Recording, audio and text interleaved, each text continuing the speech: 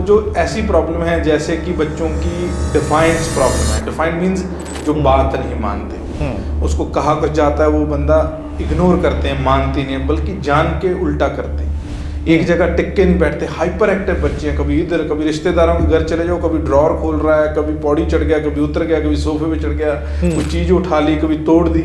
ये रेस्टलेस और hyper active बच्चे हैं, बेचैन बच्चे।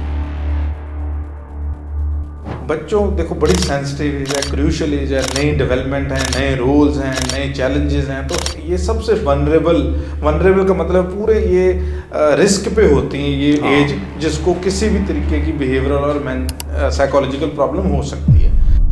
लॉकडाउन हुआ, कोविड हुआ, इन चीज़ों से ये चीज़ें ज़्यादा एकदम से क्लियर हो गई। उसका सबसे बड़ा रीज़न ये भी था कि हमारी जो सोशलाइजेशन एकदम से इफेक्ट हुई।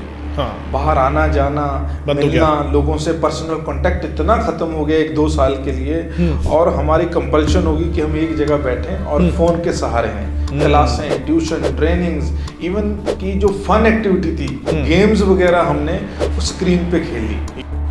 तो ये वर्चुअल वर्ल्ड है, इसने बहुत इम्पैक्ट डाला है। नो डाउट इसके हजारों फायदे हैं। आज डिजिटल मीडिया है कि हम अपनी शेयरिंग दूसरे लोगों के तक पहुंचा रहे हैं, बट जितने फायदे हैं उतने ही नुकसान हैं। सबसे बड़ा जो नुकसान हुआ है कि वो बिहेवियरल एडिक्शंस बढ़ी। 1%, 5% जब बैटरी रह जाए फ़ोन की और आपको घबराहट होने लगे, यार चार्जर मैंने जाना है जल्दी, मेरी बैटरी डाउन है, ये नोमोफोबिया के साइन है। My God. हाँ, इसका मतलब आपको fear of going away from mobile की प्रॉब्लम आ रही है। यकीन करें, मेरे कुछ जैसे यंग स्टाफ हमारे पास ऑफिस में काम करता है, 1-2 को हम लोगों को फायर करना पड़ गया इस वजह से, क्योंकि उनको एडिक्शन इतनी थी कि हर 2 मिनट बाद उन्होंने फ़ोन की लाइट ऑन करके देखने कोई मैसेज तो नहीं आया। सबसे बड़ी जो प्रॉब्लम है कि जो डिजिटल इन्फॉर्मेशन हमें स्क्रीन पे मिल रही है अपने हाथ में, उसमें फ़िल्टर कोई नहीं है। कोई चेक नहीं है कि वो सही है, फॉल्टी है या हेल्दी है, कोई नहीं, बस वो आ रही है और फीड हो रही है। अगर आप किसी को देखो, एक बंदा एक स्क्रीन पकड़ी हुई है और कभी हंस रहा है, कभी साइड हो गया, देखने वाले को कैसा लग रहा है। और बहुत सारे जो बड़े बच्चे हैं जो टीनेज में हैं, उनके रिलेशनशिप इश्यूज हैं, एक दूसरे ने किसी को ब्लॉक कर दिया, किसी ने उसकी स्टोरी नहीं देखी, उसने इंस्टा पे ब्लॉक कर दिया, बड़े सुपरफिशियल रिलेशनशिप इश्यूज हैं। देखो ये ग्रजेस हैं, छोटे लेवल के हैं चाहे बड़े के हैं, बट ये उसके बिहेवियर को इफेक्ट तो कर रहा है ना। हाँ, और बंदा नेगेटिविटी और रिसेंटमेंट खुंदक पाल के रख रहा है अंदर से, और इससे उसका ओवरऑल बिहेवियर इफेक्ट होगा, जो दिखेगा रिफ्लेक्ट करेगा उसकी पूरी फंक्शनिंग में। रीज़न यही है कि बात तो करना चाहते हैं लोग, बट योग बंदा नहीं मिल रहा कि बात करें किससे जो ट्रस्टवर्दी हो। क्यों? क्योंकि हम सुनना नहीं चाहते। जब किसी से बात करो तो बंदा हजे 10% बात भी नहीं हुई होती, इमीडिएटली सोल्यूशन बता देता हो, छट यार आजा तेन एक बियर पिलाने। कितनी बड़ी होंगी वो प्रॉब्लम है कि बंदा सोचता है कि मैंने तो मर जाना है, मैंने तो सुसाइड करना है। इट मीन्स कोई आम प्रॉब्लम नहीं है। अगर इस लेवल पे बंदा मजबूर हो गया और वो ही is planning to commit suicide, ये सच में बहुत पेनफुल चीज़ें हैं।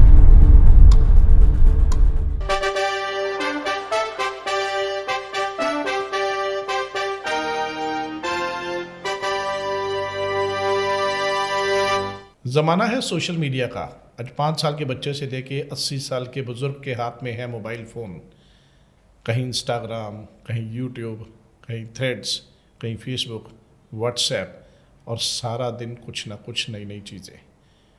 दिमाग कहते हैं कि अम्ब्रेला की तरह होता है, अगर इसे खोलेंगे तभी यूज़ होगा, लेकिन कितना खोलेंगे।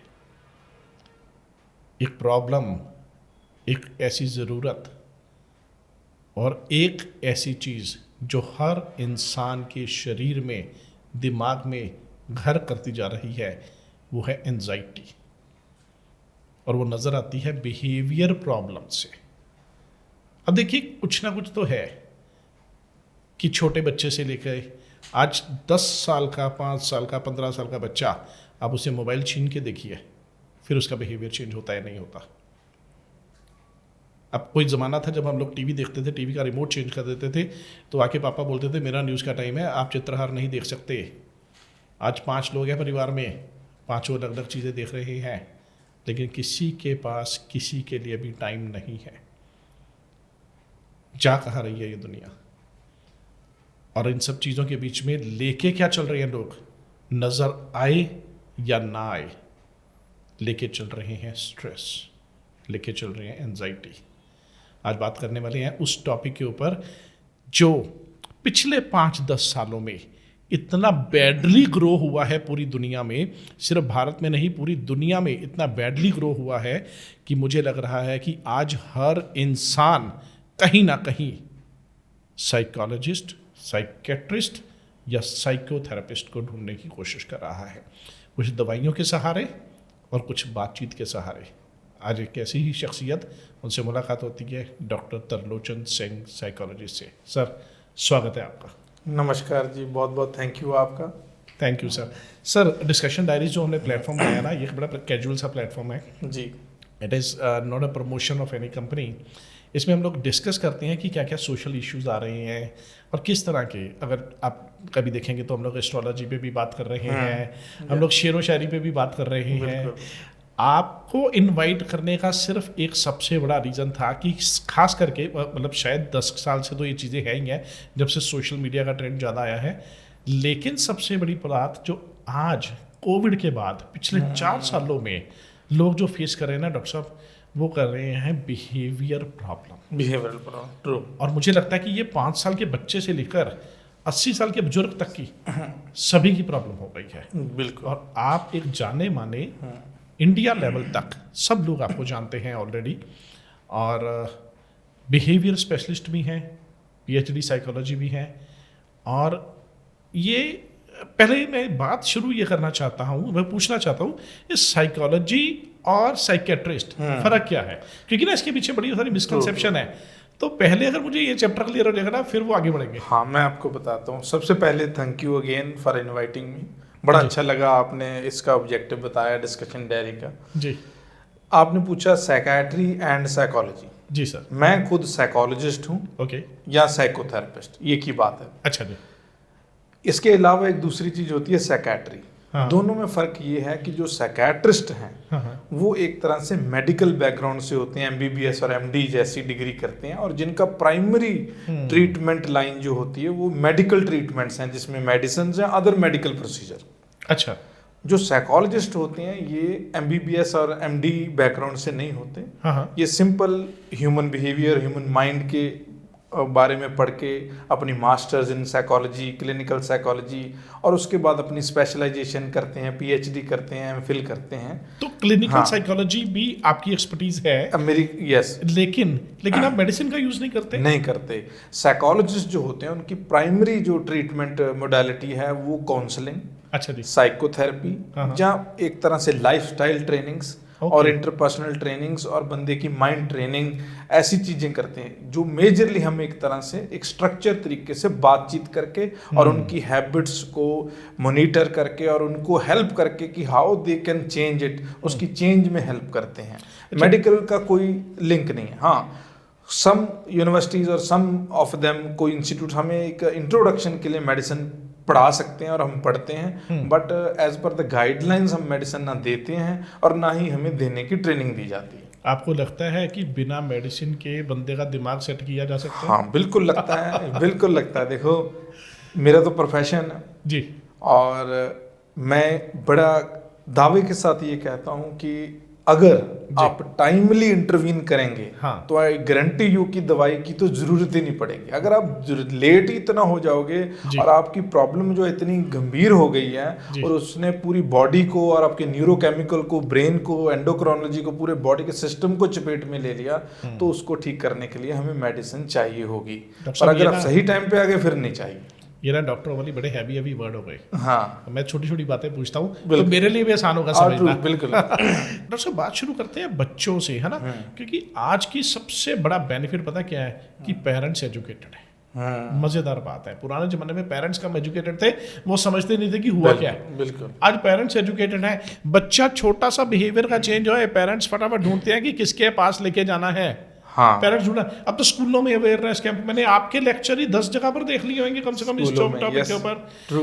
तो बच्चों में किस तरह की प्रॉब्लम्स आज की डेट में आ रही है और उसका रीजन क्या है? हाँ, जैसे आपने पूछा बच्चों में, इससे पहले मैं एक और बहुत इंपॉर्टेंट बात व्यूअर्स को बताना चाहता हूँ कि हम बात कर रहे हैं मेंटल हेल्थ की, बिहेवियरल हेल्थ की। जी। सो ये कोई नई टर्मिनोलॉजी नहीं है, this is a part of health. अगर आप WHO की हेल्थ के बारे में डेफिनेशन देखें तो WHO खुद कहता है कि health is not merely absence of illness. Health का मतलब है आपकी psychological, emotional, spiritual and social wellbeing की एक स्टेट है। तो उन्होंने सिर्फ शरीर को फोकस नहीं करा, मन को, इवन स्पिरिचुअल को और सामाजिक हेल्थ को, ये सभी चीज़ों का जो बैलेंस है उसको हम बोलते हैं कि आप हेल्दी हो। तो इसलिए it's very important. Behavioural health कोई नई चीज़ नहीं है। Very nice. और सबसे बड़ी बात मुझे लगता है आपकी बात से मुझे एक चीज़ तो पक्का समझ में आ गई, जो पहले भी मैं समझता था, आज उस बात पर यकीन हो गया कि बंदा शारीरिक रूप से इतना बीमार नहीं होता है जितना मेंटली हो जाता है। एग्जैक्टली। मानसिक रूप, और आपने बात तो करी बच्चों की। बच्चों देखो बड़ी सेंसिटिव एज है, क्रूशियल एज है, नई डेवलपमेंट है, नए रोल्स हैं, नए चैलेंजेस हैं, तो ये सबसे वनरेबल का मतलब पूरे ये रिस्क पे होती हैं ये एज, जिसको किसी भी तरीके की बिहेवियरल और साइकोलॉजिकल प्रॉब्लम हो सकती है। ज़्यादातर जो बच्चे आ रहे हैं इसको हम दो तरीके से कैटेगराइज करेंगे। एक तो वो हैं जिनको न्यूरो डेवलपमेंटल प्रॉब्लम है, जो जन्म से ही कुछ होगी चीज़ें, IQ कम हो गया, कुछ ऑटिज्म, बड़ा पॉपुलर टर्म है ऑटिज्म हो गया। बट इसके अलावा जो नॉर्मल हैं बच्चे पर उनमें बिहेवियरल इश्यूज आ रहे हैं, वो बहुत कंसर्न का विषय है, क्योंकि लोग उनको बीमारी मानते भी नहीं और उनकी मदद भी जरूरी है। और उल्टा मुझे लगता है पेरेंट्स इरिटेट ज़्यादा होते हैं। और अगर उनको बोलो कि साइकोलॉजिस्ट या काउंसलर को दिखाओ, वो बल्कि इसको स्टिग्मा होने की वजह से एक्सेप्ट भी नहीं करते। उनको लगता है नहीं हमारे बच्चे कोई साइको थोड़ी है। हाँ, ये वर्ड जो है साइको, पागल, क्रैक, इन चीजों की वजह से लोग शर्मा जाते हैं। True, very true. तो जो ऐसी प्रॉब्लम है जैसे कि बच्चों की डिफाइंस प्रॉब्लम है, डिफाइंड मींस बंदे की बच्चों की ओबीडियंस से रिलेटेड, जो बात नहीं मानते, उसको कहा कुछ जाता है वो बंदा इग्नोर करते हैं, मानते नहीं है, बल्कि जान के उल्टा करते हैं, एक जगह टिक के नहीं बैठते। हाइपर एक्टिव बच्चे हैं, कभी इधर, कभी रिश्तेदारों के घर चले जाओ, कभी ड्रॉर खोल रहा है, कभी पौड़ी चढ़ गया, कभी उतर गया, कभी सोफे पे चढ़ गया, कुछ चीज उठा ली, कभी तोड़ दी। ये रेस्टलेस और हाइपर एक्टिव बच्चे हैं, बेचैन बच्चे। इसी तरीके से सोशल डेफिसिट्स बच्चों में आ रहे हैं कि एक तो हाइपर एक्टिव था, एक बिल्कुल ही डेफिसिट है कि रिश्तेदार के घर गए, नमस्कार, हेलो और ग्रीटिंग करने की बजाय पीछे छिप गया, आपके आई से आई भी नहीं मिला रहा। इंट्रोवर्ट कह सकते हो आप, एक कॉमन टर्म है, बट उसको हम कहते हैं कि उसको सोशल इंटरेक्शन करने में प्रॉब्लम है, वो मिल नहीं सकता नए लोगों को, आई से आई भी नहीं मिला पा रहा। इसके अलावा इम्पल्सिव बिहेवियर हैं बच्चे के, कंपल्शंस हैं, बच्चे झूठ बोल रहे हैं, चोरी कर रहे हैं, इंटरनेट की एडिक्शन हो गई है, बड़ी बड़ी स्क्रीन की एडिक्शन है, फोन नहीं छोड़ रहे, ऑनलाइन गेमिंग, प्ले स्टोर्स, ये सारी चीज़ों की एडिक्शन है, इनको बिहेवियरल एडिक्शन हम कहते हैं। सर सबसे बड़ी बात, बच्चे कोई भी हो, बच्चे मेरे अपने भी दोनों ऐसे ही हैं ऑनेस्टली, सच बताओ तो मुझे आपकी बात से लगा कि पहले तो मुझे अपने बच्चों को आपके पास लेके आना। बिल्कुल, बच्चे के हाथ से फ़ोन छीनो, हाँ, और काम खत्म। बिल्कुल, उसके बाद आप उससे कुछ भी बात करके देख लो, बात का जवाब भी नहीं देगा, नहीं करेगा। या दो बच्चे अगर घर पे हैं, मेरे दो बच्चे हैं, दोनों के हाथ से फ़ोन ले लो तो उसका नतीजा क्या, दोनों आपस में लड़ रहे हैं। हाँ, आपने अभी ये क्या है, आपने अभी कहा कि लॉकडाउन हुआ, कोविड हुआ, इन चीज़ों से ये चीज़ें ज़्यादा एकदम से क्लियर हो गई। उसका सबसे बड़ा रीज़न ये भी था कि हमारी जो सोशलाइजेशन एकदम से इफेक्ट हुई। हाँ, बाहर आना जाना, मिलना, लोगों से पर्सनल कांटेक्ट इतना ख़त्म हो गया 1-2 साल के लिए, और हमारी कंपल्शन होगी कि हम एक जगह बैठें और फ़ोन के सहारे हैं। क्लासें, ट्यूशन, ट्रेनिंग्स, इवन की जो फन एक्टिविटी थी, गेम्स वगैरह हमने स्क्रीन पे खेली। योगा, आजकल भी लोग एक्सरसाइज ऑनलाइन करते हैं। जो चीज़ें हमें मिलजुल के करनी थी, सोशलाइजेशन से करनी थी, बाहर जाके करनी थी, फिजिकल एक्टिविटी बिल्कुल बंद होने की वजह से उस टाइम चलो मजबूरी थी, बट वो मजबूरी ने ऐसा रंग दिखाया कि हम एडिक्ट हो गए हैं। नॉट ओनली बच्चे, हम खुद भी देख, इसी रीजन से हम बच्चों को ठीक नहीं कर पा रहे, बिकॉज हम खुद कोई जो गाइडलाइन, जो एक बाउंड्रीज सेट हमने करी थी, हम खुद नहीं उसका पालन कर पा रहे। उनके सामने हम चीज़ों को कर रहे हैं तो बच्चों को नहीं रोक पाएंगे। आपकी काफ़ी सारी एक्सपर्टीज़ है इन सब चीज़ों में। आज की डेट में किस तरह के बच्चे, पेरेंट्स ऐसी प्रॉब्लम्स लेके आ रहे हैं? देखो, वाइड रेंज ऑफ प्रॉब्लम है। जैसे आपने बताया कि लोग आजकल अवेयर हैं, जागरूक हैं, उनको पता है, और स्कूलों में ऑलमोस्ट सभी स्कूलों में काउंसलर होता है, तो वो स्क्रीन करके पेरेंट्स को इमीडिएट बता के कहता है कि इसको काउंसलर या साइकोलॉजिस्ट के पास लेके आओ। ज़्यादातर प्रॉब्लम 2 हिस्सों में है। एक तो एकेडमिक प्रॉब्लम जी, एकेडमिक में है कि बच्चे इंटेलिजेंट हैं, उनका आईक्यू अच्छा है, बट उनको पढ़ाई में इंटरेस्ट नहीं है। क्लास नहीं लगाना चाहते, लिखना नहीं चाहते, रीड नहीं करना चाहते, होमवर्क नहीं कर पाते, लिखाई गंदी है, या स्पेसिफिक सब्जेक्ट में कमजोर हैं, जैसे किसी का मैथ नहीं अच्छा, वैसे बहुत अच्छा है, इंग्लिश नहीं अच्छी, बाकी बहुत अच्छा है, रीड नहीं कर पा रहा, बाकी बहुत कुछ कर रहा है, लिख नहीं पा रहा पर बोल के सब कुछ बता रहा है। अच्छा। ये एकेडमिक डिफिकल्टीज हैं। दूसरी जो प्रॉब्लम है वो बिहेवियरल इश्यूज हैं, जिसमें आपको मैंने बताया कि एब्सेंटिज्म, स्कूल ना जाना, स्कूल से मना करना, और अगर स्कूल जाना तो आपसी बच्चों के साथ दिक्कतें करना, लड़ाई झगड़ा, टिफिन छीनना, फिजिकल फाइट्स में इन्वॉल्व होना, इम्पल्सिव होना, इवन झूठ बोलना, और इसके अलावा बढ़ सकती हैं प्रॉब्लम जैसे चोरी करना, जेब से पैसे निकालना, और कई तो क्रेडिट कार्ड तक यूज़ करके ऑनलाइन कुछ सब्सक्रिप्शंस ले लेना, और इसके अलावा बहुत सारी जितनी भी ये क्रिमिनल टेंडेंसीज आना, जानबूझ के ग्रज और किसी के प्रति खुंदक रखना और नुकसान कर देना दूसरे लोगों का, किसी के कार पे स्क्रैच डाल देना, ऐसी चीज़ें। और बहुत सारे जो बड़े बच्चे हैं जो टीनेज में हैं, उनके रिलेशनशिप इश्यूज हैं, एक दूसरे ने किसी को ब्लॉक कर दिया, किसी ने उसकी स्टोरी नहीं देखी, उसने इंस्टा पे ब्लॉक कर दिया, स्नैपचैट पे उसको ऐड नहीं करा, उसको ऐड कर दिया, स्टोरी देखने के बाद कमेंट नहीं मारा। ये बड़े ऐसे बड़े सुपरफिशियल रिलेशनशिप इश्यूज हैं, फ्रेंडशिप के इश्यूज हैं। हाँ, ये तो बड़ा कॉमन है, मैंने देखा है। मैंने खुद कईयों के मुंह से सुन लिया कि हम नितिन चावला की पोस्ट को लाइक इसलिए नहीं करते, वो कौन सा हमारी पोस्ट लाइक करता है। हाँ, देखो ये ग्रजेस हैं, छोटे लेवल के हैं चाहे बड़े के हैं, बट ये उसके बिहेवियर को इफेक्ट तो कर रहा है ना। हाँ, और बंदा नेगेटिविटी और रिसेंटमेंट खुंदक पाल के रख रहा है अंदर से, और इससे उसका ओवरऑल बिहेवियर इफेक्ट होगा, जो दिखेगा रिफ्लेक्ट करेगा उसकी पूरी फंक्शनिंग में। आप काफ़ी सालों से इस चीज़ में प्रैक्टिस कर रही हैं, बड़ा सक्सेसफुल रहे हैं, आपका एक्सपीरियंस बड़ा अच्छा रहा है। पुराने समय के और अब समय के डिफरेंस क्या देख रहे हो प्रॉब्लम्स में? हाँ, देखो इंटरनेट ऐसी एक चीज आई कि जिसके बहुत सारे फायदे हुए हैं, बट फायदों के साथ बहुत सारे नुकसान हुए जी। इंटरनेट ने, और ये कह लो कि जो ये development digital area, digital era, जो ये डिजिटल वर्ल्ड आया है, वर्चुअल वर्ल्ड आया है, इसने एक प्रॉब्लम की नेचर बदली है खतरनाक तरीके से। बहुत बड़ी बात है एंड वेरी बैड, सच में। हाँ, ये वर्चुअल वर्ल्ड है, इसने बहुत इम्पैक्ट डाला है, नो डाउट इसके हजारों फायदे हैं। आज डिजिटल मीडिया है कि हम अपनी शेयरिंग दूसरे लोगों के तक पहुंचा रहे हैं, बट जितने फायदे हैं उतने ही नुकसान हैं, वो हर चीज़ की होते हैं। सबसे बड़ा जो नुकसान हुआ है कि वो बिहेवियरल एडिक्शंस बढ़ी हैं, बहुत बैड वाली बढ़ी हैं सर, सच हाँ। में, ऑनेस्टली।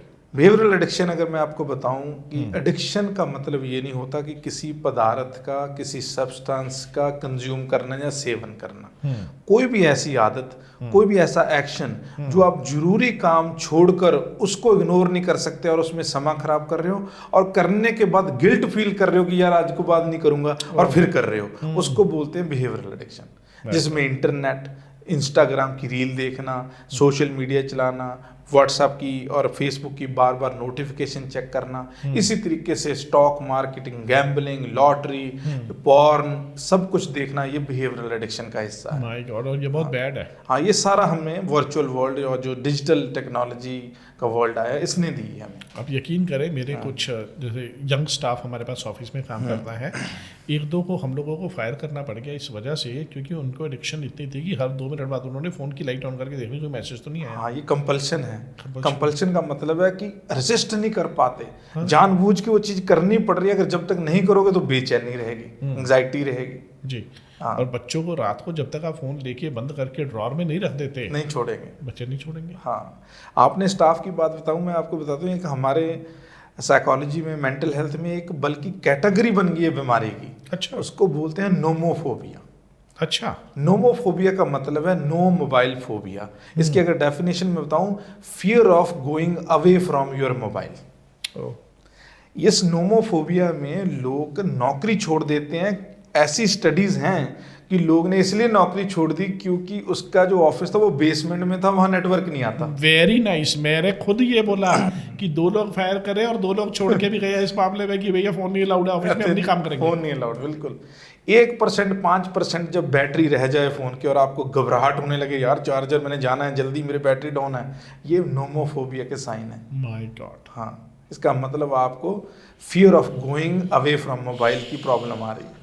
ये लेटेस्ट प्रॉब्लम है, ये बड़ी जबरदस्त प्रॉब्लम है और इस चीज का तो इम्पैक्ट ही बहुत बैड है। बहुत इम्पैक्ट है, ऐसा होता है। और हर तरह के लोग ये वाली प्रॉब्लम फेस कर रहे हैं। हाँ, बिल्कुल। मैं ये देख रहा हूँ कि दो लोग आपस में लड़ रहे हैं कि मेरा फोन चार्ज नहीं है, मेरा फोन चार्ज नहीं है, हाँ। और as soon as battery down हो रही है उनको लगता है मेरी बॉडी की ऑक्सीजन डाउन हो रही है।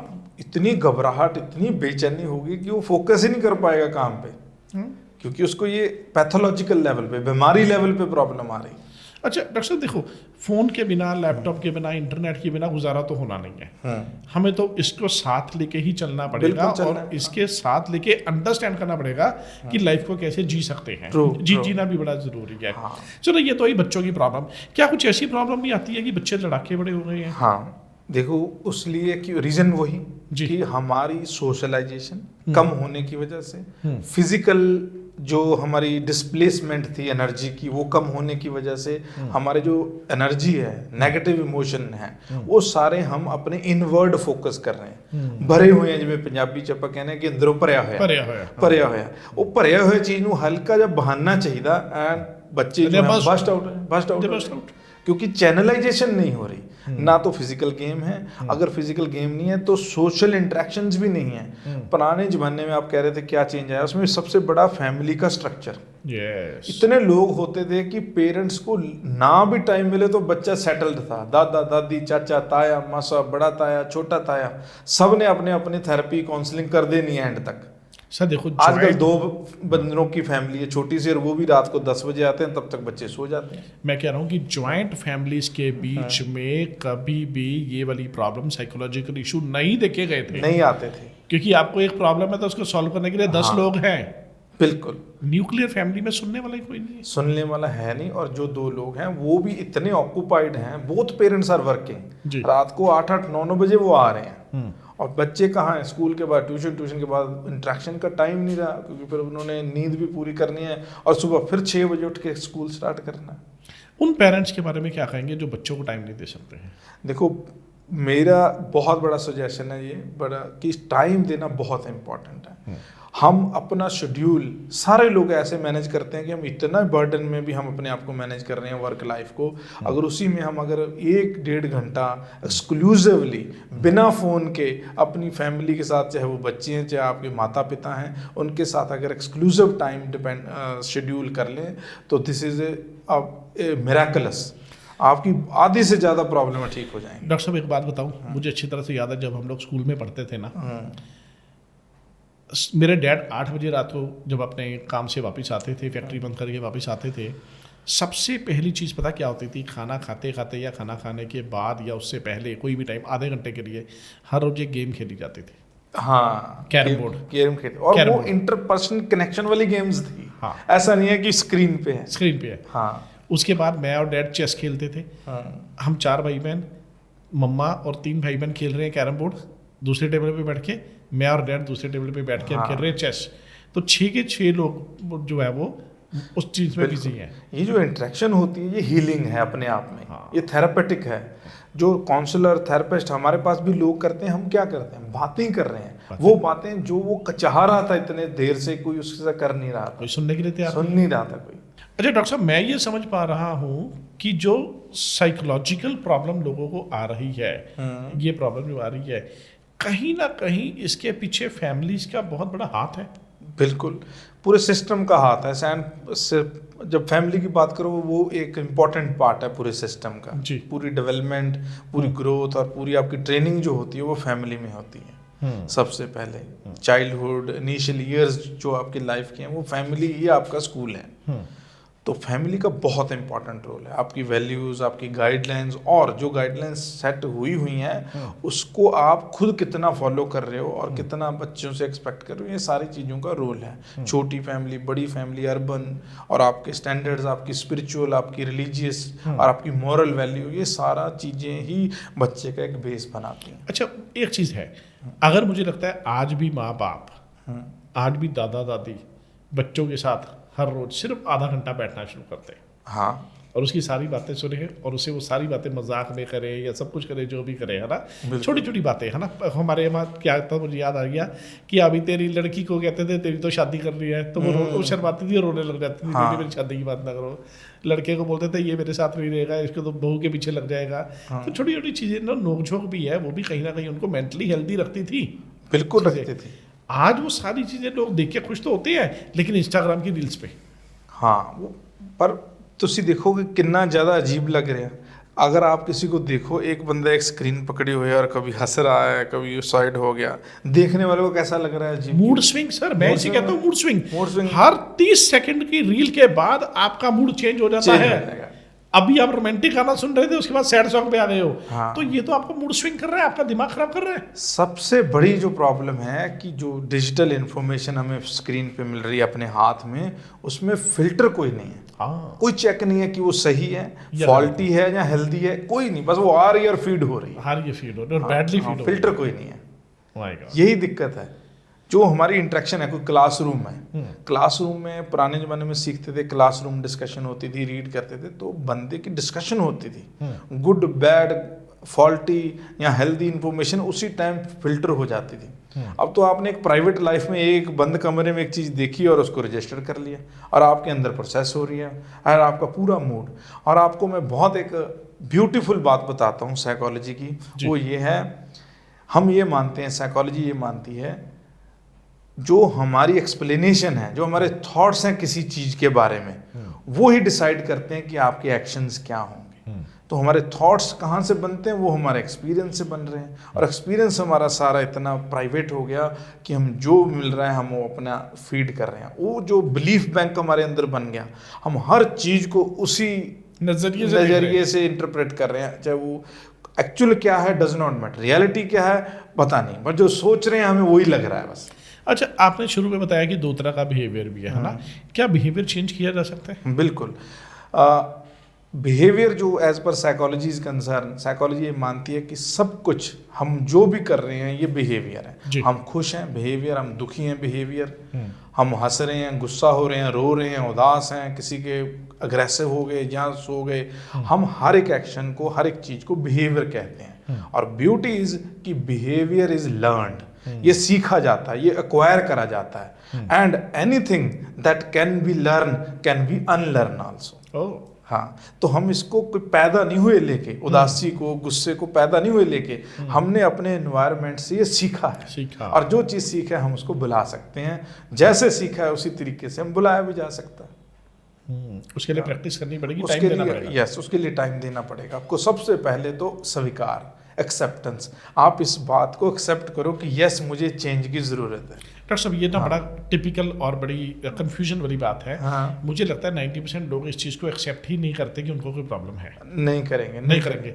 अब मुझे ये बताएं कि कैसे हमें फर्स्ट स्टेज पर पता लग जाए, एज ए पेरेंट बात करते हैं, फिर मैं एज वाइज चलूंगा, ठीक है, कि बच्चे में कोई ना कोई साइकोलॉजिकल इशू है, क्या चीज़ें फर्स्ट साइन क्या देखें? बिल्कुल, अर्ली, इसको हम बोलते हैं early identification. Okay, early sign and symptoms होते हैं हर एक बिहेवियरल प्रॉब्लम के।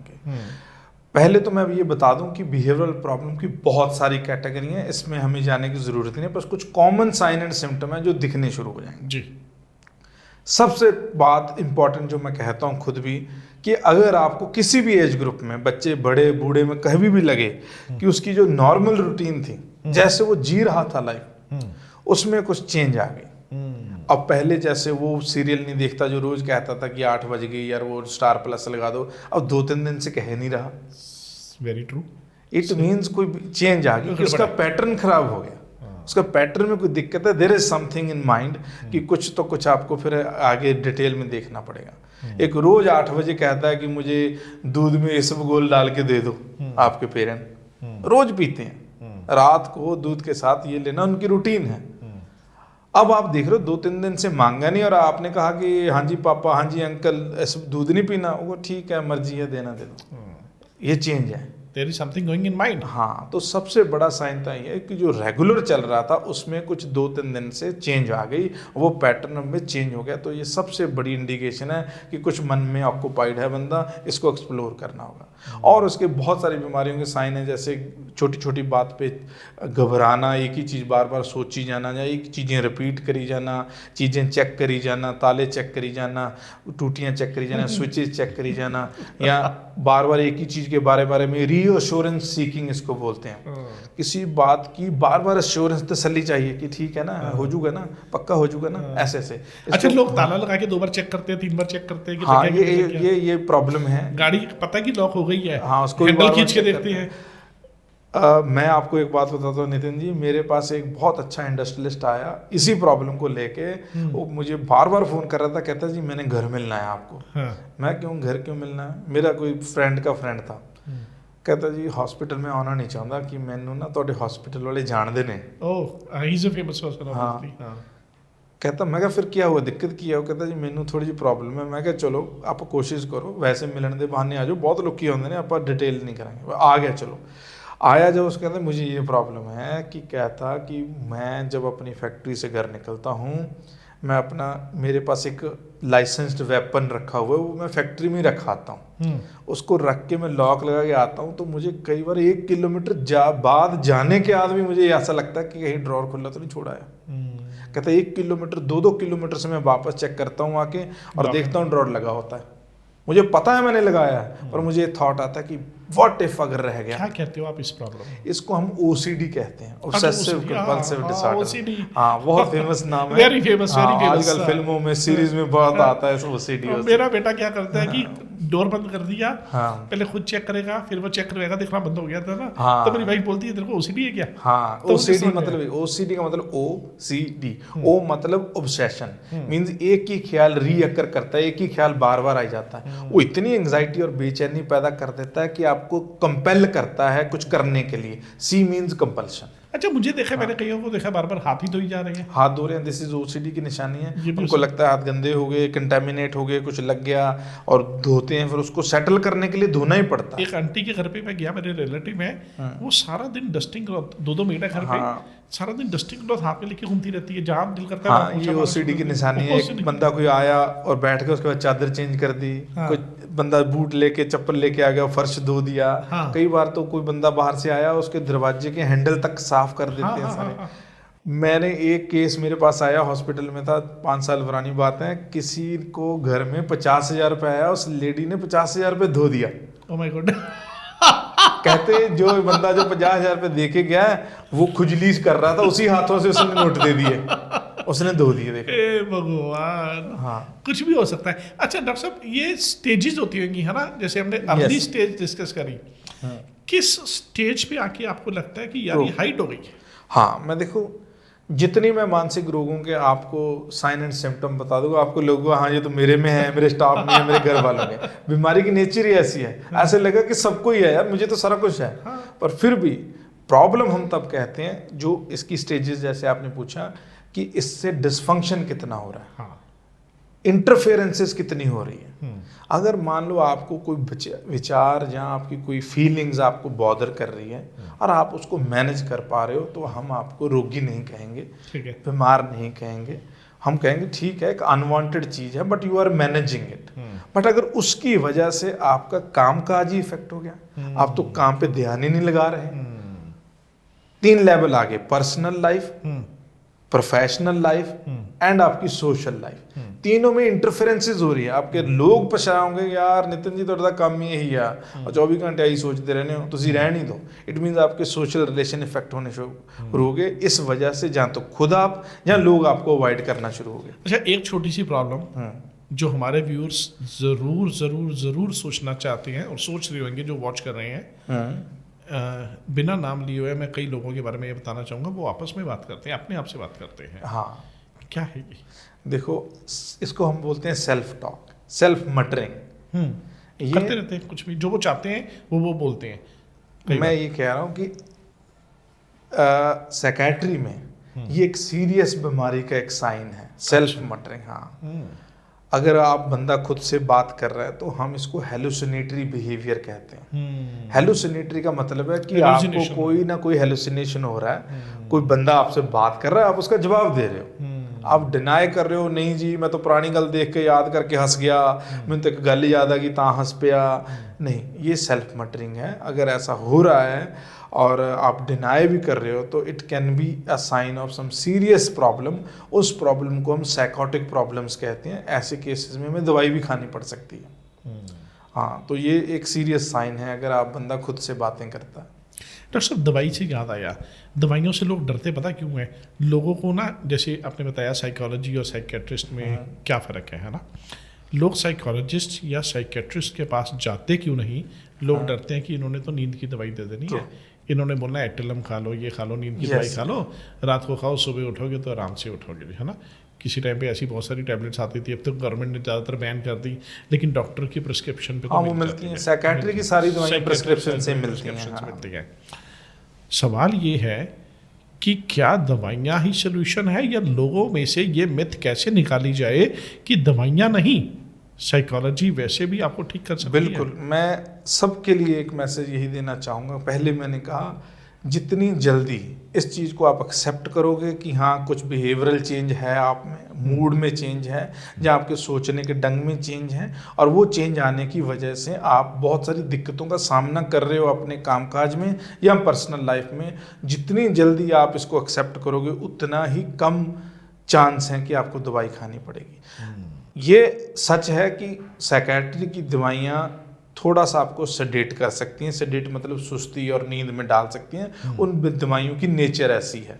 और ये भी सच है कि दवाइयाँ वो 1 हफ्ता 5 दिन खानी नहीं पड़ती। साइकेट्री की दवाइयाँ आपको थोड़ा लंबे समय के लिए खानी पड़ती हैं, क्योंकि वो काम ही इस तरीके से करती हैं। बट अगर दवाइयों से बचना है तो सबसे ज़्यादा ज़रूरी है कि जितनी जल्दी हो सके आप काउंसलर, साइकोलॉजिस्ट के पास जाओ, और 80% चांसेस हैं कि आपकी जो प्रॉब्लम के समाधान है वो सिर्फ काउंसलिंग और साइकोथेरेपी से ही हो जाएं। बहुत सीरियस केसेस में आपको दवाई के पास भेजना पड़ेगा। और इससे भी ज़्यादा इम्पोर्टेंट है कि आप अपने आसपास दोस्त, मित्र, फैमिली मेंबर, हस्बैंड, वाइफ, भाई बहन, इनसे बात करो, शर्माओ मत। बिल्कुल, जितनी प्रॉब्लम आती है वो स्टिग्मा से आती है। अच्छा, उससे भी बड़ी मुझे ये लगता है कि सबसे बड़ा जो गैप आ गया है ना मार्केट में, ऑनेस्टली दुनिया में, हमारी ज़िंदगी में, मुझे लगता है वो आ गया है कम्युनिकेशन गैप। कम्युनिकेशन गैप, हाँ, इसीलिए प्रॉब्लमें उस लेवल पे पहुंच जाती हैं कि फिर हम दवाई के बिना कुछ सोच ही नहीं सकते, क्योंकि अर्ली लेवल पे उन्होंने डिनाई करा, कोई बात करने वाला नहीं था, और जब वो बात करना चाह रहा है तो उसको फियर है कि लोग मजाक उड़ाएंगे, लोग कहेंगे कि यार हद है, आ की गल हुई, लोग हंसेंगे। ऐसा होता भी है। हम बात सिर्फ इसीलिए नहीं करते। देखो नितिन जी, मैं एक बात बताता हूँ कि हमने शुरू से ये सुना है कि आधा दुख तो बताने से कम हो जाता है। सही बात है, बिल्कुल सही है। सुना है ना, बचपन से सुनते हैं। दुख है तो सबको बताओ, सबको बताओ। और ये भी सुना है कि एक बहुत अच्छा कोट और नारा है हमारा साइकोलॉजी में कि करोगे गल मिलेगा हल। True, very nice, very nice. इतने स्लोगन्स, इतने ये प्रोवर्ब्स, मिथ्स और कहानी और फ्रेजेस हैं जिससे हमें ये एनकरेज करा जाता है कि बात करो, दुख दसो, शेयर करो, फिर भी नहीं करते बात।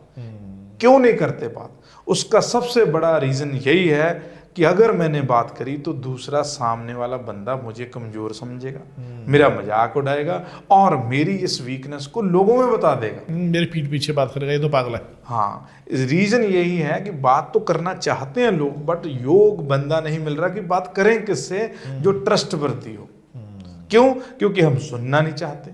जब किसी से बात करो तो बंदा हजे 10% बात भी नहीं हुई होती, इमीडिएटली सोल्यूशन बता देता हो, छड़ यार आजा तेन एक बियर पिलाने अलग हुआ, मैंने बियर नहीं पीनी भाई, मैंने बात बतानी है, बात बतानी है। अलग छड़ यार आजा बैठ, दो पैक लगाते हैं, दो पैक लगाते हैं, चलो बैठ तेन सनव्यू दा गेड़ा लगा के ले अलग। आई डोंट नीड सोल्यूशन, मैंने सिर्फ बताना है, इसलिए नहीं बताना कि मुझे सोल्यूशन दो, बताने के लिए बताने के लिए बताना। हाँ, तो हम, मेरी सबसे ये गुजारिश है कि आप लोगों को आधा सुन के क्विक फिक्स करने की कोशिश मत करो।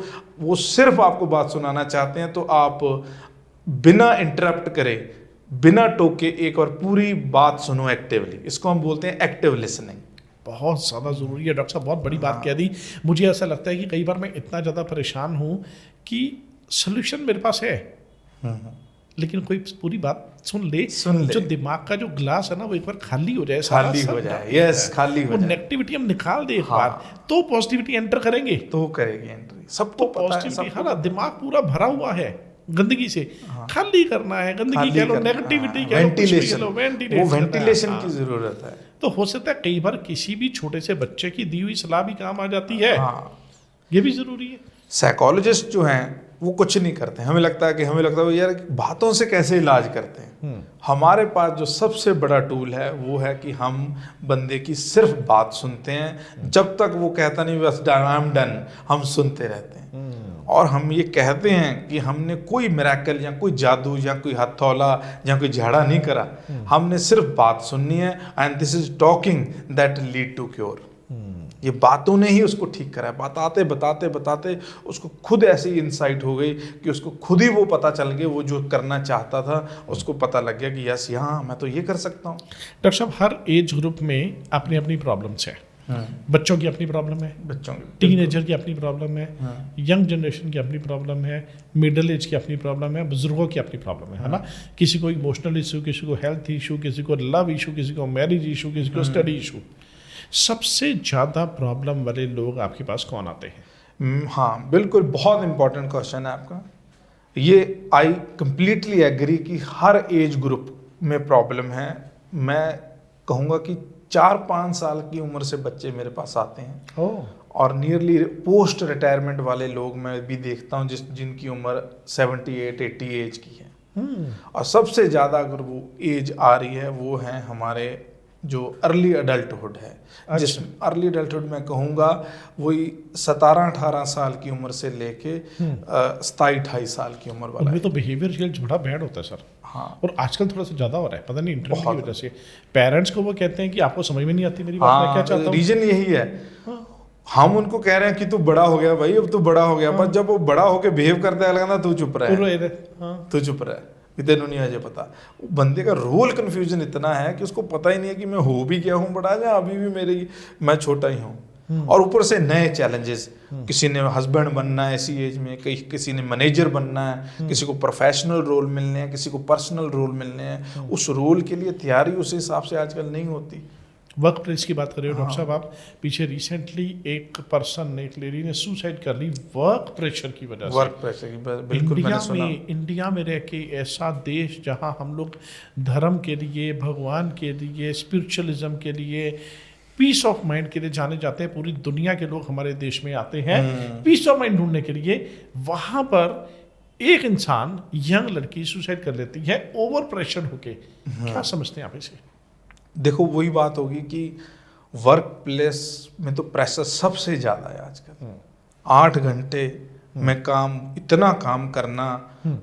देखो मैं एम्प्लॉयर की भी मजबूरी नहीं कह रहा, क्योंकि वो सिस्टम जैसा बोरो कर रहे हैं ऐसा ही चल रहा है सब कुछ। ट्रू।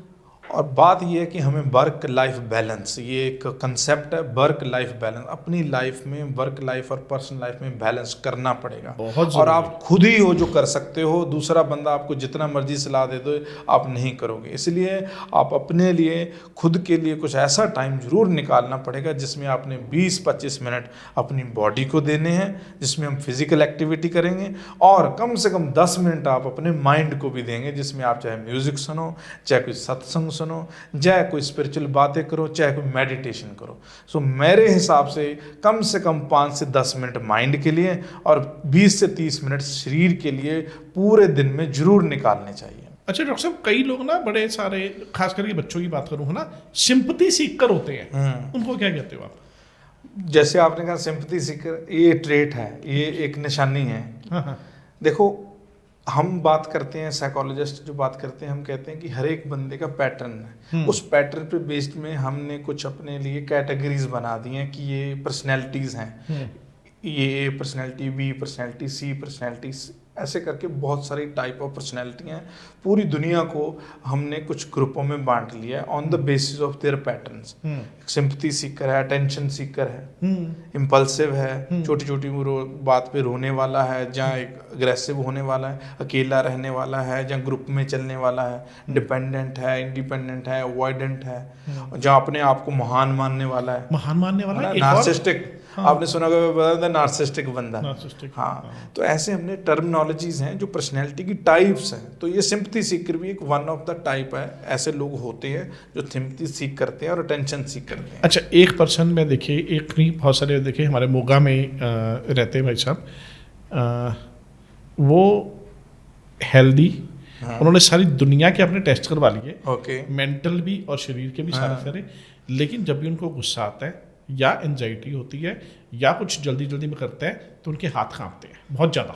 बिल्कुल हो सकता है ऐसे, बिल्कुल हो सकता है। ये भी साइकोलॉजिकल हाँ, इशू है। देखो सबको मैं बताना चाहूँगा कि जो स्ट्रेस और साइकोलॉजिकल प्रॉब्लम है, इनकी 4 लेवल पे एग्जीबिशन होती है, 4 लेवल पे जो लक्षण हैं वो दिखते हैं जी। पहला लेवल कॉग्निटिव लेवल मींस सोच का लेवल, जिसमें ओवर थिंकिंग, अनवांटेड ख्याल, कंसंट्रेशन और अटेंशन, ध्यान ना लगना, विचार आते रहना। दूसरा है इमोशनल लेवल, मींस आपको फीलिंग आएगी नेगेटिव, डर लगेगा, उदासी होगी, गुस्सा, irritation, avoidance, boredom, worthlessness, hopelessness, ऐसी चीज। तीसरा लेवल जो है फिजिकल, आपको बॉडी पे सिम्टम आएंगे, पेट खराब, लूज मोशंस, कॉन्स्टिपेशन, हाथों में कंपन, झटके, ट्रेमर्स, पसीना और जहाँ उल्टी, वॉमिटिंग और ऐसी चीजें आएंगी, सर चकराना, सिर भारी हो जाना, ये सारे, मुंह सूखना, ये फिजिकल सिम्टम है। और चौथा लेवल जो है वो बिहेवियरल सिम्टम, आपका व्यवहार ऐसा आ जाएगा जैसे अवॉइडेंस, एस्केपिज्म, टालना, मैंने नहीं करना, रहने दो, छोड़ो परा, मैंने नहीं जाना। ये चारों लेवल पे जो स्ट्रेस है वो अपना प्रगटावा करती है। किसी में चारों हो सकते हैं, किसी में एक हो सकता है। अच्छा, हाँ। वैसे तो चेंज अगर किया जाए, जैसे चेंज ऑफ कहते हैं, लोकेशन कर दो, हाँ। बच्चों में प्रॉब्लम है, चेंज ऑफ स्कूल कर दो, इसका क्या मतलब आमतौर पे पेरेंट्स सोचना कहते हैं इसकी कंपनी खराब होगी, इसकी कंपनी चेंज कर दो, यस, उसकी हैबिट चेंज कर दो, इसका मोबाइल लेके रख दो, इसको टीवी देखने की आदत बंद करवा दो। क्या इन सब चीज़ों में चेंज में पर्सन के बिहेवियर में चेंज आता है? इसमें ये हेल्प करती हैं चीज़ें, इससे कई फायदे होते हैं टेक्निकली। देखो, एक तो जो स्ट्रेसर है जी, स्ट्रेसर मींस ट्रिगर, हाँ। जो स्ट्रेस लगातार दे रहे हैं, जो रीजन है हमारे स्ट्रेस का, उसकी चेन ब्रेक होती है चेंज करने से। स्ट्रेसर की चेन ब्रेक हो गई। मान लो आपको 1-2 लोग हैं जो रोज मिल रहे हैं, रोज आपको उसी चीज़ के लिए उकसाते हैं, कुछ दिन के लिए नहीं मिलेंगे तो डेफिनेटली उसकी जो इंटेंसिटी वो कम हो जाएगी, उस चीज़ से आप निकल जाओगे, आप निकल जाओगे। दूसरा, चेंज अपने आप में एक पॉजिटिव इमोशंस के लिए स्टिमुलेंट होता है। ट्रैवल करना, घूमना, नई चीजें करना, इससे जो पॉजिटिविटी है और जो अच्छे इमोशंस हैं वो स्टिमुलेट होते हैं, जो नेगेटिविटी वजह से नीचे दबे होते हैं। क्रिएटिविटी आती है, बंदा एक्सप्लोर करता है, हैप्पीनेस आती है। चेंज से हमेशा पॉजिटिव इमोशंस जो हैं वो उभर के सामने आते हैं, जो बंद पड़े थे।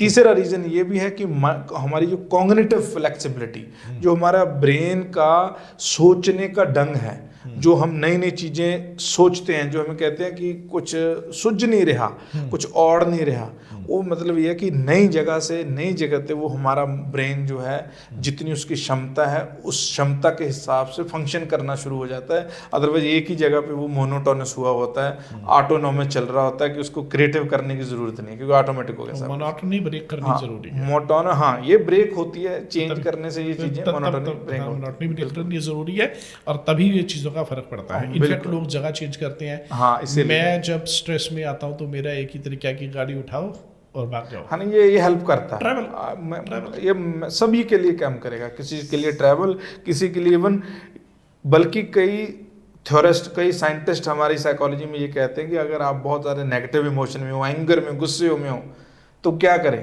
तो कहते कुछ नहीं करा, पहले तो जगह चेंज करो, जिस कमरे में गुस्सा है उस कमरे से निकल के दूसरे में जाओ पहले, क्योंकि वो जिस चीज से गुस्सा आ रहा है उस चीज को उससे ब्रेक करो, थोड़ी देर के लिए जगह स्पेस दे दो। हाँ, तो हमें स्पेस देना भी सीखना पड़ेगा। स्पेस देना, किस चीज में आपको प्रॉब्लम आ रही है, किसी एक पर्टिकुलर पर्सन से प्रॉब्लम आ रही है, उसको स्पेस दे दो, स्पेस दे दो। ऐसे मतलब अपने पीस ऑफ माइंड के लिए उसको स्पेस दे दो। हाँ, अपने पीस, ट्रू, दोनों की हेल्प होगी, अपनी तो हेल्प होगी और दूसरा बंदा भी अपनी इंफॉर्मेशन को प्रोसेस करके लॉजिक में आएगा, क्योंकि वो एंगर में है, वो नेगेटिव है, वो भी नहीं लॉजिक में सोच रहा। सही है। हाँ। एक बार मैंने पढ़ा था, डेल कार्नेगी साहब की बुक पढ़ी थी मैंने, उसमें लिखा था the only way to get the best of an argument is to avoid it. तो व्हाट, ट्रू, बिल्कुल तो वो अवॉइड करना ही पड़ेगा। हाँ, क्योंकि हम इसलिए करते हैं, हमें लगता है कि हम कन्विंस कर लेंगे लोगों को, हम मना लेंगे और उनको एहसास करा देंगे कि तू गलत है। वो बंदा जो गुस्से में है और आप गुस्से में हो, उस टाइम तो लॉजिक एब्सेंट है। तो जब तक लॉजिक नहीं है तो वो बात लॉजिकल होगी ही नहीं और गुस्सा कभी शांत होगा ही नहीं, आर्गुमेंट कभी खत्म ही नहीं होगी। डॉक्टर साहब, आप कैसी साइकोलॉजी में आ गए? हाँ, बहुत इंटरेस्टिंग क्वेश्चन है। मैं इसमें ऐसा है नितिन जी कि मेरी जो फैमिली है जी, हम इंडस्ट्री बैकग्राउंड से हैं। मेरी जो फैमिली सारे वर्कशॉप्स, इंडस्ट्री, एग्रीकल्चर इक्विपमेंट ऐसी कामों में थे। बाय डिफॉल्ट सारे लोग इंजीनियर बनते हैं हमारे। अच्छा। पुराने जमाने में ITI, उसके बाद फिर डिप्लोमे, और मेरे टाइम तक बीटेक्स आ गई। हाँ। तो मेरा भी यही प्लान था चलते चलते। बट मैं ये कहूँगा कि लकीली मेरी लाइफ में कुछ लोग मुझे ऐसे मिले जो स्पिरिचुअलिज्म में थे। कुछ दोस्त ऐसे बने जो हिप्नोसिस में थे, जो हिप्नोथेरेपी करते थे। और मेरे फादर वो खुद स्पिरिचुअल हैं, वो भी ऐसे स्पिरिचुअल फॉलोइंग करते हैं। तो उनको पढ़ने का शौक था, बहुत पढ़े लिखे हैं। तो किताबें पढ़ना, स्पिरिचुअल लिटरेचर पढ़ना, प्लस वो एक मेरा दोस्त हिप्नोसिस करता था, उसके संपर्क में बहुत अर्ली लेवल पे 8वीं 9वीं क्लास में वो ये कहीं ना कहीं मेरे माइंड में था कि ये चीज़ें, माइंड वेलनेस, सेल्फ एम्पावरमेंट, ये चीज़ें फैसिनेट करती थी शुरू से। बहुत ज़रूरी है। हाँ, क्योंकि माहौल ऐसा था घर पे। तो करते करते जब चलते गए तो सडनली ये एक ऐसे क्लिक मिला कि कुछ प्रॉब्लम आई मुझे +2 में कि मुझे साइंस में था, मैंने बीटेक करनी थी, साइंस में मुझे कुछ सब्जेक्ट में मैं कमज़ोर था। तो उसमें मैं सेटिस्फैक्ट्री लेवल पे अचीव नहीं कर पाया। हाँ। तो मैंने कहा इसको रिपीट करता हूँ। उस तो फिर मैंने सोचा कि जब रिपीट ही करनी है तो मैं ये चीज़ ही नहीं करूँगा, मैंने तो साइकोलॉजी के साथ +2 करनी है। मैंने दोबारा +2 करी, उसके बाद ग्रेजुएशन करी, और ग्रेजुएशन में तो फिर पूरा एक्सपोजर मिल गया, पता लग गया। फिर उसी टाइम मैंने ये प्लान बना लिया कि मैंने इसी फील्ड में जाना है। मुझे समय लगा, मुझे समय काफ़ी लगा। ग्रेजुएशन, पोस्ट ग्रेजुएशन, उसके बाद PhD और कुछ ट्रेनिंग्स, डिप्लोमास करते करते मुझे PhD तक पहुँचते 15 साल मुझे 12-13 साल बाद मैं प्रोफेशनल प्रैक्टिस में आया और जॉब में आया। कहते हैं डॉक्टर और वकील का ऐसा प्रोफेशन है जो 35-40 साल की एज के बाद ही ट्रू, ये सच है, ये सच है, बिल्कुल सच है। आपकी कोई एसोसिएट मुझे पूछ भी रहा था कि आपके करियर का टर्निंग पॉइंट क्या है। मैंने अपनी जो प्रैक्टिस है, प्रोफेशनल जर्नी है, जो जॉब मैंने 28th एज की शुरू कर दी थी। 28 साल में मैंने जॉब ज्वाइन करी।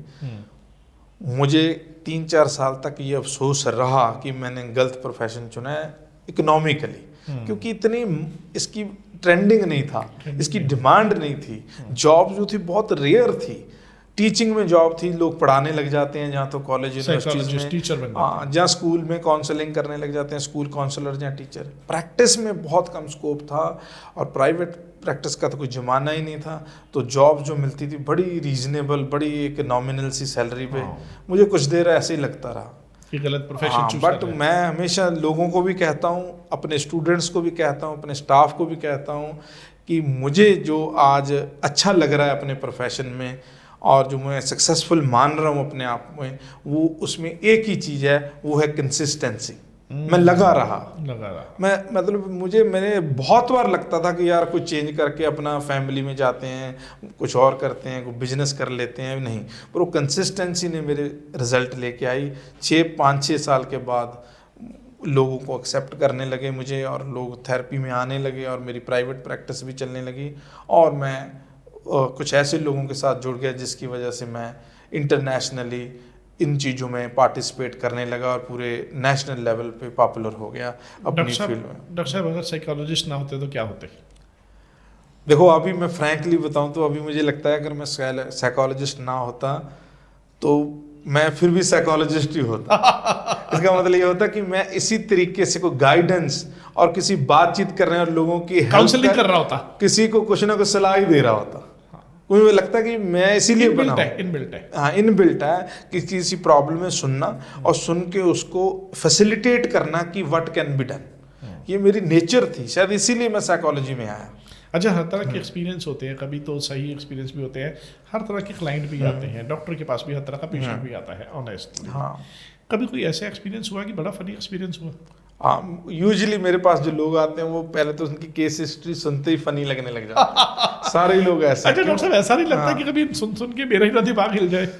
हाँ नहीं, ऑन अ लाइटर नोट लोग कहते हैं ऐसे, दोस्त फ्रेंड्स फैमिली सारे लोग कहते हैं कि यार पागलों के बीच में पागल रह की पागल ना हो रहे जाए। हैं। पर मैं यही कहता हूँ कि भाई ये शब्दावली नहीं यूज करना। हाँ, गलत है। यही तो मेरा मैसेज है कि पागल वर्ड नहीं यूज करना। हाँ, वो पागल वो नहीं है। एक छोटी मोटी एक अनवांटेड पैटर्न्स हैं, हमने उनको एहसास कराना है कि अनवांटेड है, उसके बाद वो खुद ही ठीक कर लेते हैं। बात तो इतनी सी है कि पागल, साइको, क्रैक, इन्हीं वर्ड की वजह से लोग साइकोलॉजिस्ट के पास जाते नहीं जाते, उनको लगता है पता नहीं मेरा दिमाग तो नहीं खराब हो गया। हाँ, उनको लगता है कि हाँ शायद की बड़ी बात होगी, मैं पागल हो गया। लोग डर जाते हैं। पर मैं आपको बताऊं, ऐसा होता है कि कई ऐसे सीवियर और इतनी सीवियर इंटेंसिटी वाले केस आते हैं कि जो घर जाके भी हम उससे ऑक्यूपाई रहते हैं कि यार बंदा कितना जबरदस्त तरीके से फंसा हुआ है। आप सोचो, खुद सोचने की बात है, कितनी बड़ी होंगी वो प्रॉब्लम है कि बंदा सोचता है कि मैंने तो मर जाना है, मैंने तो सुसाइड करना है। इट मीन्स कोई आम प्रॉब्लम नहीं है। अगर इस लेवल पे बंदा मजबूर हो गया और वो ही is planning to commit suicide, ये सच में बहुत पेनफुल चीज़ें हैं और हमें इन चीज़ों को समझना चाहिए। और अगर आपके आसपास भी ऐसे लोग हैं जो ऐसे डायरेक्टली इनडायरेक्टली ये बात करते हैं, हम इसको पैसिव सुसाइड आइडिएशन कहते हैं नितिन जी, कि सुसाइड इंटेंशन होना सिर्फ ये नहीं जो बंदा कह रहा है कि मैं सुसाइड कर लूंगा, जो ऐसे भी कह रहे हैं कि यार की है जिंदगी है कोई इस तो तरह चक की लवे। दिस इज इक्वली सिग्निफिकेंट कि उसके दिमाग में ये आ क्यों रहा है बंदे के, कि जो सोच रहा है कि यार कोई जिंदगी है, तो यू मस्ट लिसन हिम, उसको टाइम दो। आपका थॉट प्रोसेस। अच्छा, ऐसा नहीं लगता कि लोग ज़्यादा पास्ट में रहते हैं इसलिए परेशान रहते हैं? नॉट ओनली पास्ट, इसको हम कहेंगे मेंटल टाइम ट्रैवल। मतलब आप जब पास्ट में या फ्यूचर में कहीं भी दोनों जगह रहो पर प्रेजेंट में ना रहो, तो आप साइकोलॉजिकल डिस्टर्ब रहोगे, स्ट्रेस में रहोगे और बहुत सारी बीमारियां लग सकती हैं। अगर तो आप फ्यूचर में रहोगे, आने वाले समय की चिंता करोगे कि ये ना हो जाए, अगर ये हो गया, काश ये हो गया, अगर ऐसा हो गया तो क्या करूँगा, it will definitely leads to anxiety. इसको बोलते हैं worry, excessive worry, fear of having some bad in future, something bad might happen. ये फ्यूचर का है, ये एंग्जाइटी की प्राइमरी निशानी और एंग्जाइटी में लेके जाएगी आपको। अगर आप पास्ट में रहते हो, काश ये कर लेता, उदों इस तरह होया हुंदा, जी उदों ऐ करया हुंदा, जी उदों आ कर लेंदे, जी उदों पता हुंदा। पास्ट के बारे में जब आप सोचते हो, it will lead to depression. क्यों? क्योंकि पास्ट में सोचने की वजह से आपको पछतावा होगा, गिल्ट होगा, रिमोर्स होगा, और पास्ट पछतावा, गिल्ट, रिमोर्स आपको डिप्रेशन की तरफ लेके जाएंगे। ये दोनों पक्की निशानी है कि पास्ट में सोचना मीन्स डिप्रेशन की तरफ जाना, फ्यूचर में सोचना मीन्स एंग्जाइटी की तरफ जाना। तो अगर आपने साइकोलॉजिकल प्रॉब्लम और स्ट्रेस से बचना है तो सिर्फ एक ही चारा है कि प्रेजेंट में रहो। प्रेजेंट में ना डिप्रेशन है ना एंग्जाइटी है। अब देखो, हम प्रेजेंट में बैठे हैं, एंजॉय कर रहे हैं, गप्पे मार रहे हैं, अच्छे टॉपिक पे डिस्कशन कर रहे हैं, आनंद ही आनंद है, आनंद ही आनंद है। अब 1 घंटे बाद मैं सोचना शुरू करो कि यार 5 बजे ये करना है, उसने आना है, एंग्जाइटी शुरू हो जाएगी। एंग्जाइटी शुरू हो जाएगी। कहते हैं पास्ट इज अ हिस्ट्री, हाँ, फ्यूचर इज अ मिस्ट्री, अब present is a gift. Present is a gift. Let's enjoy ये it. 100% सही है। आप सभी सुनने वाले, आप खुद एक्सपेरिमेंट करो, जो भी टाइम है उस घड़ी में देखो, आप 10 मिनट बाद का सोचो, आपको एंग्जाइटी हो जाएगी। यार उन्होंने आना है, कुंडी खोलनी है, दूध वाले ने आना है, उसने आना है, पेमेंट लेने जाना है, वहाँ जाना है, बिल भरना है। और 10 मिनट पीछे सोच लो, साथ के साथ वो हो यार देखने से पहले वो कराता, वो कराता, पछतावा है। पास्ट में पछतावा है, फ्यूचर में चिंता है। अगर कुछ नहीं है, वो है अभी, right now, here and now, जिसको हम इसीलिए गिफ्ट कहते हैं, प्रेजेंट कहते हैं। डॉक्टर साहब, जाते जाते कोई 3 टिप्स हमारे व्यूअर्स के लिए माइंड को सॉलिड करने के लिए? हाँ बिल्कुल, ज़रूर दूंगा। सबसे पहले मेरा पहला टिप कि आप एक नियमित शेड्यूल बनाएं। आपका जो दिनचर्या है, जो डेली रूटीन है, वो एक डिसिप्लिन में हो। सही समय पे उठना, सही समय पे सोना, सही समय पे खाना, दिस इज़ मोस्ट इम्पॉर्टेंट। जो काम जब हो सकता है उसी टाइम करो। ये ना हो कि रात को 3 बजे खा रहे हैं और सुबह मॉर्निंग में 2 बजे, दोपहर को 2 बजे नहा रहे हैं। तो इसलिए जिस टाइम पे जो चीज़ बनी हुई है उसको एक डिसिप्लिन में रखो। दूसरा है, अपनी फैमिली, फ्रेंड्स के साथ टाइम स्पेंड करो, एक दूसरे के साथ बैठो, बातें करो। जितनी बात करोगे उतने ही इन चीज़ों से बाहर आओगे। और तीसरा टिप है कि अनइम्पॉर्टेंट जितनी भी गैर जरूरी कन्वर्सेशन है उसको अवॉइड करो, फजूल में समय मत खराब करो गॉसिप्स में, और ज़रूरत पड़ने पर प्रोफेशनल एक्सपर्ट्स की हेल्प ज़रूर लो। Thank you so much. तो दोस्तों आज हमारे गेस्ट थे doctor Tarlochan Singh, mindful masters, Kochar market Ludhiana से। बड़े ही नाइस पर्सन है और अच्छी तरह से अगर आप लोग समझना चाहते हैं कि साइकोलॉजी है क्या, या अगर आप लोगों को भी बिहेवियरल प्रॉब्लम आ रही है या किसी बच्चे को या किसी बूढ़े को, कई बार किसी को लग रहा है घर पे किसी इंसान को प्रॉब्लम आ रही है, तो आप ज़रूर संपर्क करें। बड़ा अच्छी प्रैक्टिस इनकी और बड़ा अच्छा एक्सपीरियंस भी है। और जाते जाते एक दो खास बातें हैं, अपनी फैमिली के साथ टाइम स्पेंड करना शुरू करें। कोशिश करें कि रात को खाना खाने के बाद या खाना खाने से पहले जब आप सारे इकट्ठे होते हैं, दो काम करें। पहले तो सभी लोग डिनर इकट्ठा किया करें, फैमिली में वेट कर दिया करो एक दूसरे की और इकट्ठा खाना खाया करें, बहुत ज़्यादा ज़रूरी है, जैसे पहले पुराने ज़माने में होता था। दूसरी खास बात, कोई एक गेम, कोई भी एक स्पोर्ट जो मोबाइल से हटके हो, वो अपने बच्चों के साथ या अपनी फैमिली के साथ खेलना शुरू कर दें। आप कैरम बोर्ड खेल सकते हैं आधे घंटे के लिए, आप चेस खेल सकते हैं, आप बैडमिंटन खेल सकते हैं, या कोई भी ऐसी गेम जो आप खेल सकते हैं अपने बच्चों के साथ जिसमें आपकी सारी फैमिली इन्वॉल्व हो सके, ऐसा ज़रूर करें। इससे भी आपका माइंड जो है वो स्ट्रांग रहेगा। और बहुत बहुत धन्यवाद हम लोगों की शो देखने के लिए, डिस्कशन डायरीज देखने के लिए। भूलिएगा नहीं, डिस्कशन डायरीज अपना बिगुल यहाँ बजाएं। बहुत बहुत धन्यवाद। Thank you very much for watching us. God bless you all, love you all, thank you, bye bye, take care.